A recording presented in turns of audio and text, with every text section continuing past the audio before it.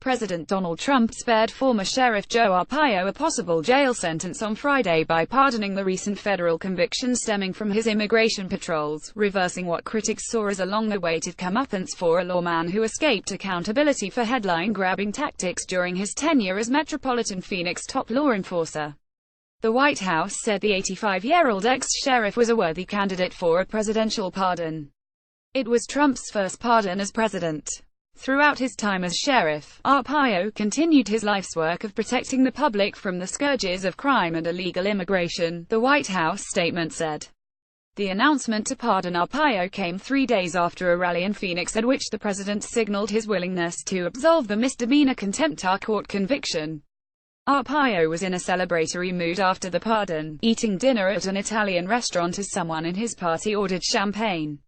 He told the Associated Press he's thankful for the pardon. "I appreciate what the president did," he said.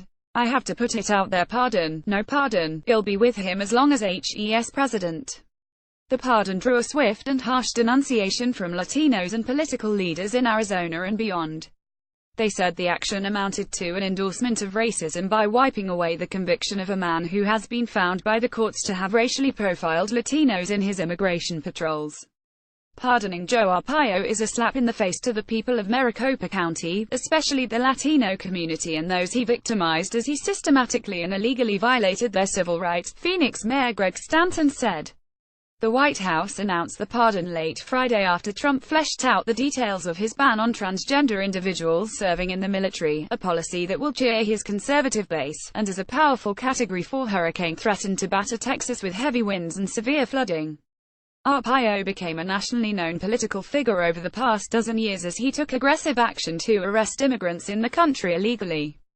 But years of legal issues and costs stemming from his immigration efforts began to take a toll on his political power at home, and he was handily defeated by a Democrat in the 2016 election. It coincided with Trump winning the White House based in large part on his immigration rhetoric, with Arpaio campaigning for him around the country. Trump has been plagued by poor job approval ratings that currently stand at 34%, the lowest mark ever for a president in his first year. His decision on the former sheriff may serve to energize Trump supporters dispirited over the president's decision a week ago to dismiss chief strategist Steve Bannon, a favorite on the far-right wing of the Republican Party. But it has angered his opponents even more. The pardon contradicts a key theme in the movement for tougher immigration enforcement, that all people, no matter who they are, aren't above the law. Arizona politicians have invoked the rule of law for more than a decade as the guiding principle in pushing for tougher immigration laws. The pardon also marked a devastating defeat for critics who believed the lawman sowed divisions by making hundreds of arrests in crackdowns that separated immigrant families and promoted a culture of cruelty by housing inmates in outdoor tents during triple-digit heat and forcing them to wear pink underwear.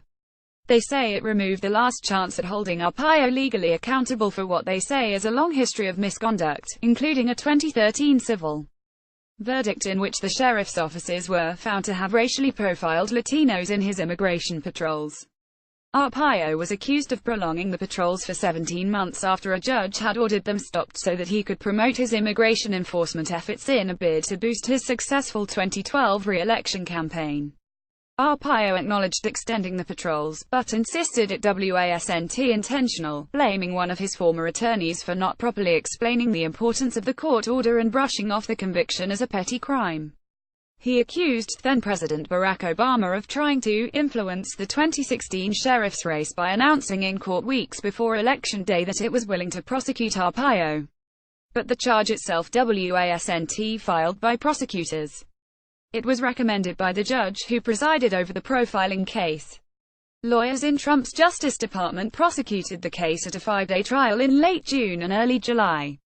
The TV interviews and news releases that media-savvy lawman used over the years to help promote his immigration crackdowns and win re-election came back to bite him when the judge who found him guilty cited comments the sheriff made about keeping up the patrols, even though he knew he wasn't allowed. The criminal case sprang from the profiling lawsuit that ultimately discredited Arpaio's immigration patrols and is expected to cost taxpayers $92 million by next summer. Arpaio's office was accused in other instances of wrongdoing in the profiling case, though none led to criminal charges. The alliance between Trump and Arpaio centers heavily on immigration enforcement, such as getting local police officers to take part in immigration enforcement. They also have questioned the authenticity of Obama's birth certificate and have a similar history in sparring with judges. During the presidential campaign, Arpaio showered Trump with support. He appeared for Trump at rallies in Iowa, Nevada and Arizona, including a huge gathering in the affluent Phoenix suburb where the sheriff lives. Arpaio also gave a speech at the Republican National Convention. So Sheriff Joe was convicted for doing his job, Trump asked supporters at Tuesday's rally. "I'll make a prediction. I think he's going to be just fine, okay?" Trump issued a pardon 7 months after taking office, though it is not unprecedented for a president to issue a pardon in their first year in office. The most recent president to issue a pardon so early in his term was George H.W. Bush, who granted clemency after 7 months as president, said Jeffrey Crouch, a professor of politics at American University who has written a book on presidential pardons. Arpaio said he'll discuss more about his case next week, but says he'll remain active politically now that help's no longer facing jail time. "I don't fish," Arpaio said. "I'll be very active." Superville reported from Washington, D.C. Associated Press reporter Eric Tucker contributed from Washington.